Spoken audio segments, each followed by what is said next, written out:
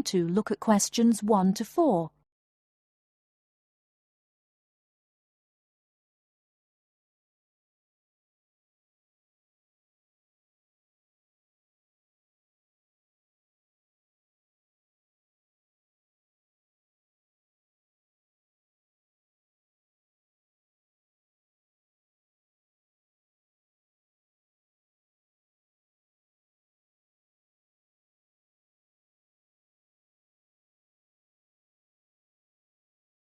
Now we shall begin.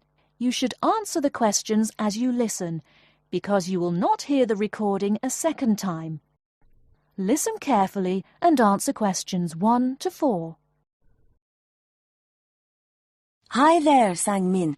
What have you been up to? I've just been to a tutorial. Weren't you two supposed to attend? Yes, we were. But I had an essay to finish and Julianne offered to help. Did we miss much? Well, I thought it was quite interesting. It was all about spending habits among undergraduates. It was based on recent research done by a PhD student studying behavioral psychology. Oh, yes. I remember being interviewed by him about what I usually spend my money on. And what did you say? Well, most of my money, probably around 75%, goes on basic living, paying rent, food costs, and, of course, university fees. I'm the same, except my food bill is higher. We are all in the same boat here. Virtually all my money goes on that too, but I also spend a lot of money on textbooks, between 100 and 120 pounds a month, usually more. Realistically, it's closer to 150 pounds. That explains why you get such good marks.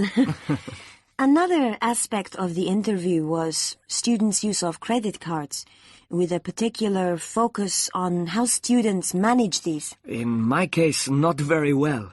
I always end up spending more than I plan to. It's too easy to use.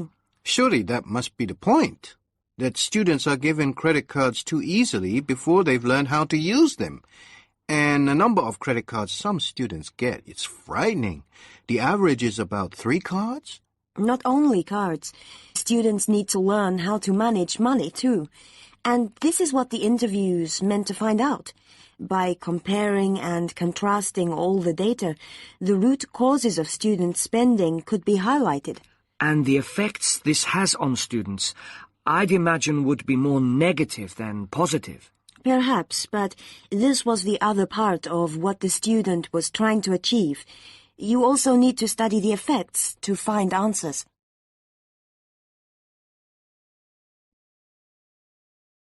Before you hear the rest of the conversation, you have some time to look at questions 5 to 10.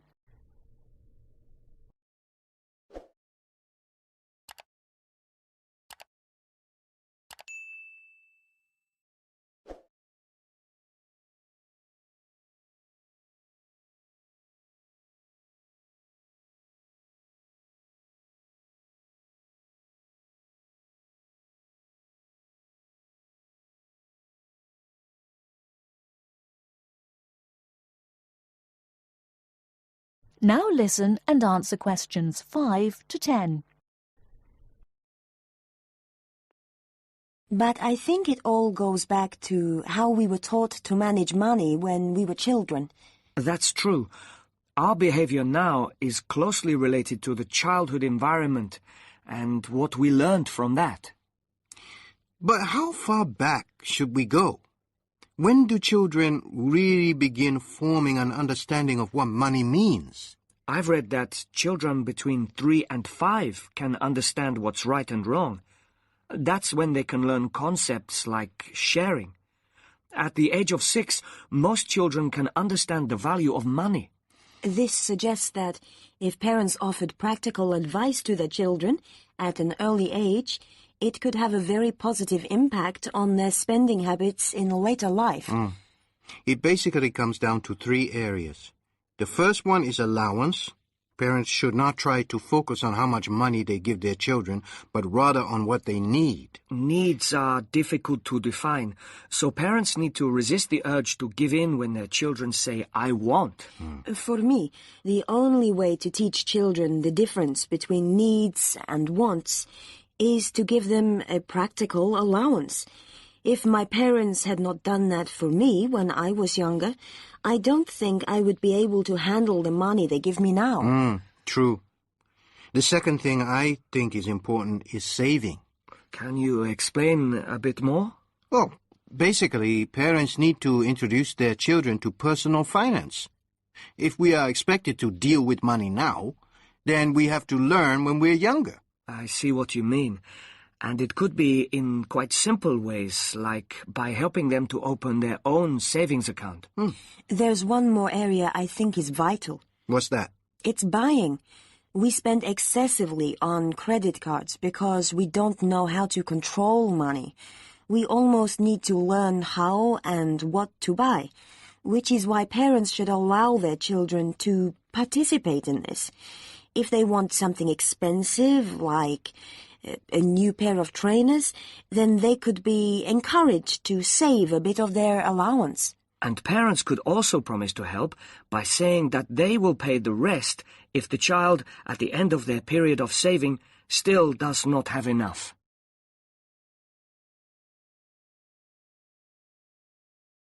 That is the end of part 1. You now have half a minute to check your answers.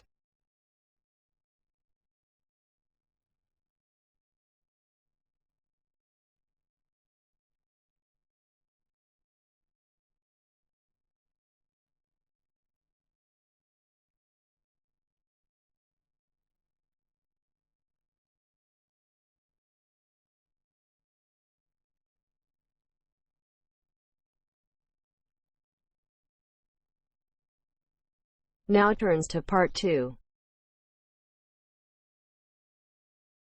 Part 2. You will hear a male student talking to a union representative about placing an advertisement to sell a laptop. First, you have some time to look at questions 11 to 15.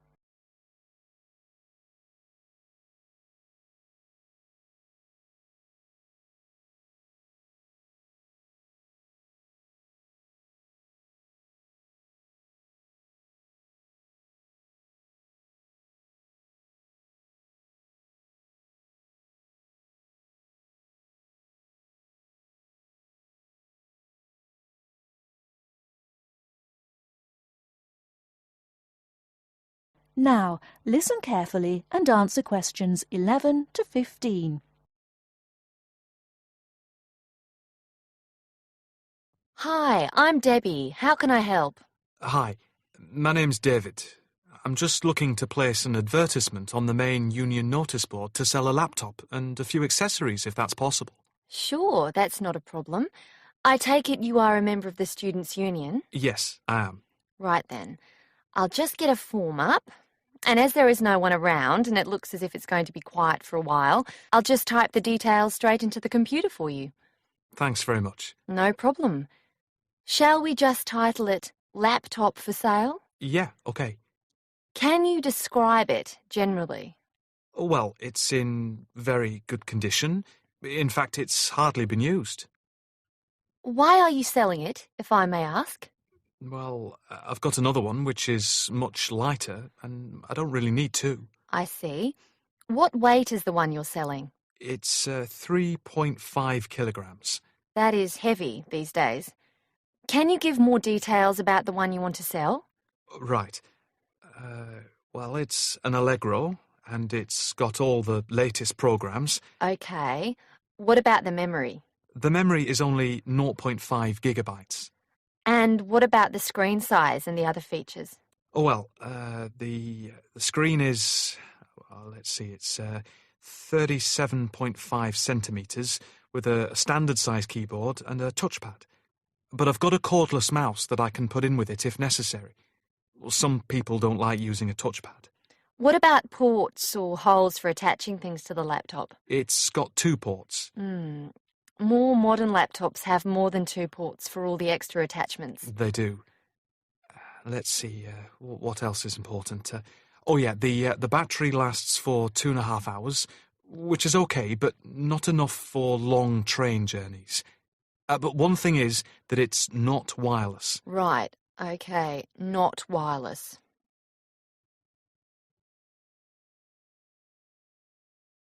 Before you hear the rest of the talk, you have some time to look at questions 16 to 20.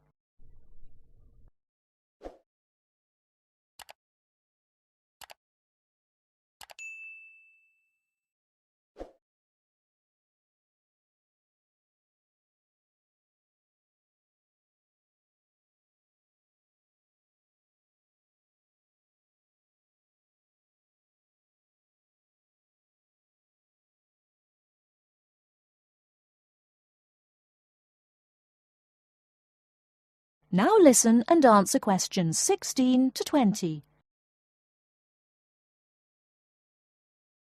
Anything else I can put on the advertisement? There's a webcam built at the top of the screen, and I can throw in a printer, a scanner, and headphones, which I got with it in a special deal. It also comes with its own case for carrying it around. Actually, the case is quite smart. I'm hoping these things will help it sell. They should do. Right, I think I've got all that. How much do you want for it? That I'm not sure about. It's worth about £900 to £1,000 new. Yeah, but you won't get that much if it's used, and even if it's in good condition. What about £500? I doubt if you'd get as much as that. More like £200 or £300. If you look at the notice board, there is one on there which is comparable to yours, and it's not more than about £250, I think. As little as that? I'm afraid so. Shall we say £300? OK, put that. Can I take some contact details for the advert? The name's David Bristow. BRISTOW.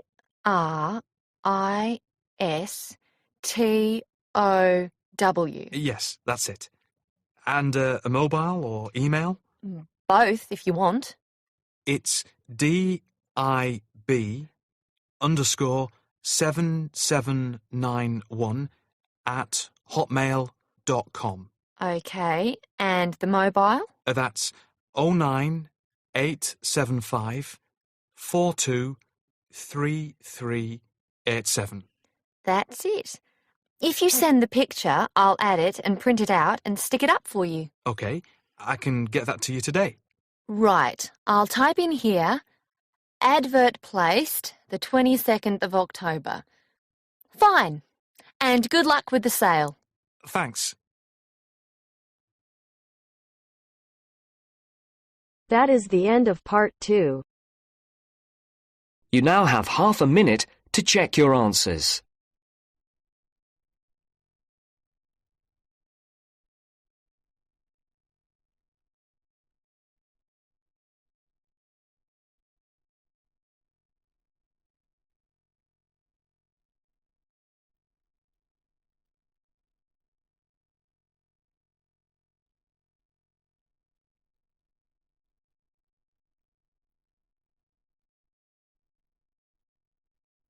Now turns to part 3.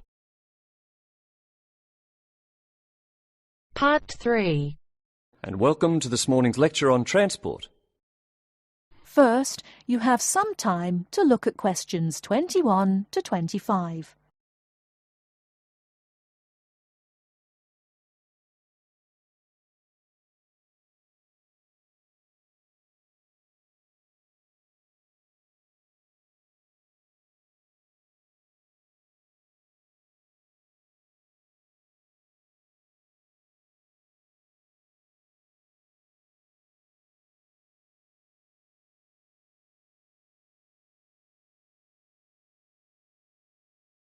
Now listen carefully and answer questions 21 to 25.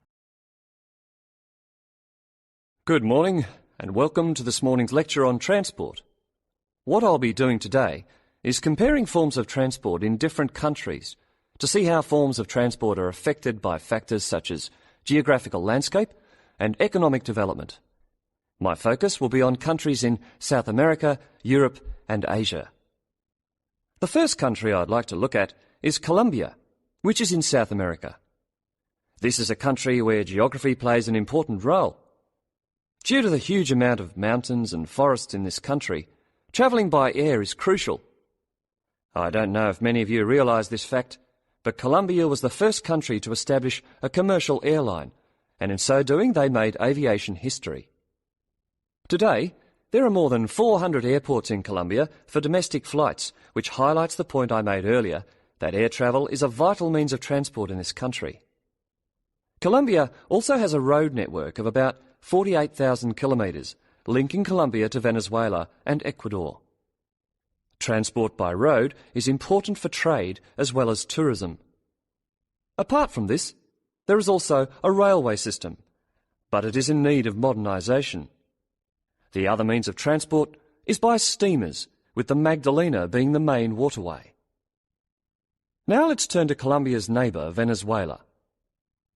Once again, we see that internal flights are an important means of transport, as like Colombia, Venezuela has remote areas where flying is the easiest means of travelling from A to B. Trains are not popular, and most of the railway lines are in the highlands, as this is where the iron ore mines are. Trains are an efficient means of transporting the iron ore from the mines to the factories. Thus we can see how transport and the economy are interrelated.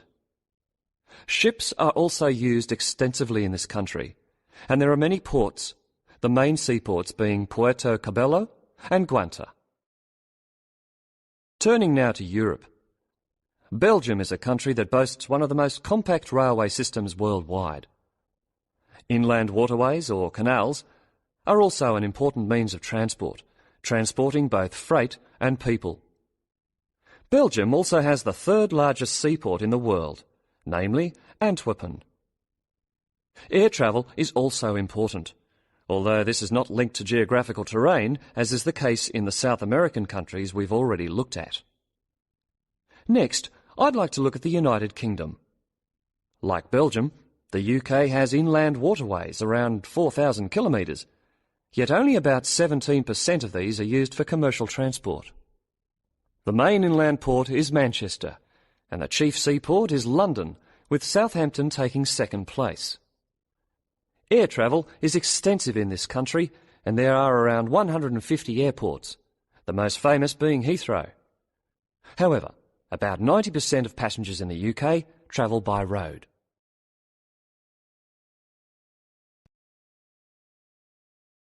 Before you hear the rest of the talk, you have some time to look at questions 26 to 30.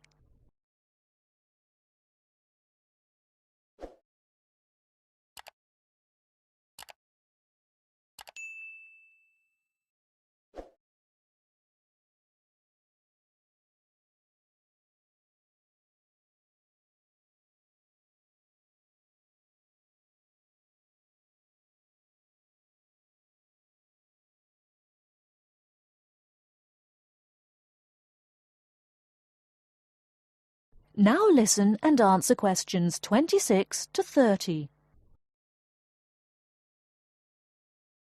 Finally, I'd like to look at two Asian countries. China is a country which reveals how geographical size affects transport development. Roads and railways are widely used, and this has led to a huge amount of bridges being built, such as the Yangtze Bridge, which is probably the most widely known. The Yangtze Bridge is 1.6 kilometres long and is built on two levels. The upper tier is for cars and pedestrians, while the lower is for trains. Railways are especially important, and over 80% of freight and passengers are transported by rail. With such a high proportion of people using trains, it is not surprising that governments in countries like China are prepared to invest in the railway system. Obviously, a fast and effective train service will encourage businesses and the general public to continue using it. The last country I'm going to mention is Japan, which has one of the most advanced transport systems in the world. The railway system is highly developed, and the Tokaido Railway, connecting Tokyo and Osaka, has trains that can travel up to 250 kilometres per hour. Ships are also a vital means of transport in both international and domestic areas. To summarise, we can see that transport varies throughout the world, yet the importance of transport networks, be they air, sea, rail or road, cannot be underestimated. That is the end of part 3. You now have half a minute to check your answers.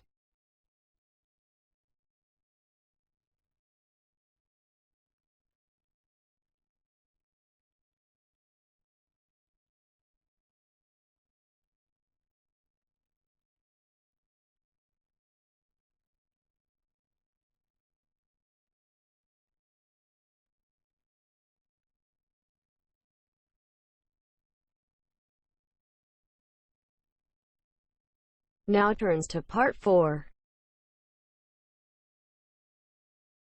Part 4. You are going to hear a lecture about the geographic information about Australia. You now have some time to read questions 31 to 40.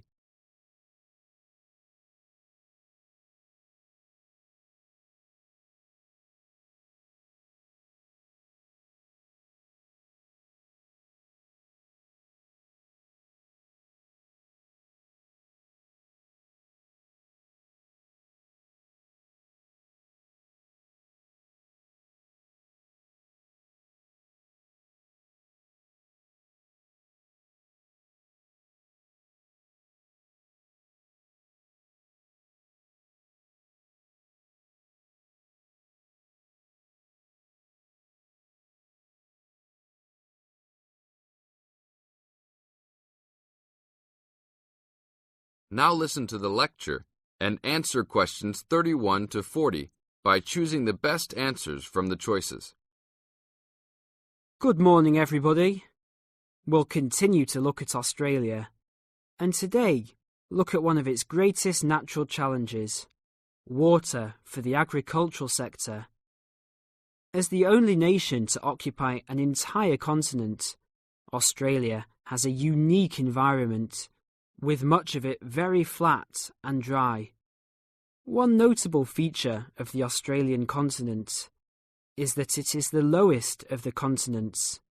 The average elevation is less than 300 metres, compared with the world's mean of 700 metres, and its highest mountain is only 2,228 metres, so it is overall a very flat country. It is also dry. In fact, Australia is the driest, after Antarctica, of the continents. Yet Australia has extremes of climate and topography. There are rainforests and vast plains in the north, snowfields in the southeast, deserts in the centre, and fertile croplands in the east, south, and southwest. And Australia contains some of the wettest areas on Earth. In western Tasmania and on the northern Queensland coast. But half of the continent has an annual rainfall of less than 300 millimetres each year, and only 20% has more than 600 millimetres each year. A major problem is that the limited water resources do not match up with where water is consumed. The major water resources are in northern Australia and Tasmania, whereas most of the agriculture and people are in southeastern mainland Australia. The agricultural sector is the largest consumer of both self-extracted and main-supplied water, using over 70% of total net water consumption. Electricity and gas supply, and water, sewerage and drainage services use notable amounts of self-extracted water. However, net consumption in the household sector is the lowest, just 8% of total net water used. Australia's water use increased by 25% over the decade between the mid-1980s and mid-1990s. Much of this increase was due to irrigated agriculture, which, as noted earlier, accounts for over 70% of national water demand. Since the mid-1990s, the growth and profitability of irrigated agriculture has outstripped the dryland agriculture sector. Irrigated commodities contributed almost a third of total farm exports in the mid-1990s. The results of a special government report in 2000 showed that if today's water use arrangements continue, the water needs of the rural industries will outstrip water availability by about 2020. Irrigated agriculture, Australia's major water-using sector, would be seriously affected by the shortfall. And although groundwater underlies large areas of Australia, it accounts for only 4% of water use. So, clearly, apart from water for households, which mainly comes from dams or rivers, it is the rural sector where efforts towards water conservation are particularly directed. In this sector, the largest consumers of water are the meat and wool industries. One of the major problems in considering sustainable agriculture is the large amounts of irrigated water used to produce these products. Some of the crops, such as wheat, maize, and soybeans, also use a lot of water. Furthermore, many crops are grown in dry areas, where up to half the available water evaporates from the soil surface or seeps down too low into the ground for the plant roots to reach it. Well, that's all we have time for this morning. You will be able to do further study on this topic in the library, and I have a handout here with references for those who want to come out to the front to collect it. Next week, we'll look at outback farming and... That is the end of part 4. You now have half a minute to check your answers.